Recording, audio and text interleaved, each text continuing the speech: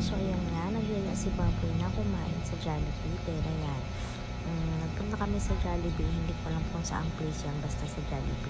Shoutout pala sa Jollibee. So, ayan. And then, nung pag-uwi namin, ayan, may pinagawa sa akin si boss kasi may nakalimutan pala akong i-audit.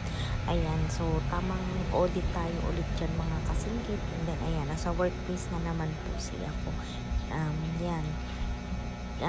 Kaya nangamot ako ng kubilang kasi hindi ko na alam kung ano yung mali ko dyan. Ang haba talaga dyan mga kasingkit. So parang ang haba ng aking babaguhin dyan kasi simula sa simula. And then nga nung gabi na natutulog na kami ni Baboy, biglang sumakit yung tiyan ko. Hindi talaga ako nakatulog uli kasi sa sakit ng tiyan ko. Then ginising ko nga siya dyan para hilutin yung tiyan ko. Kaso nagulat ako nung videohan ko siya, tulog pala. Kaya tawang-tawa talaga ako dyan. Yan lang din yung ang kagustuhan ko kay Baboy kasi kahit tulog siya, pag ginising ko siya, pag may nararamdaman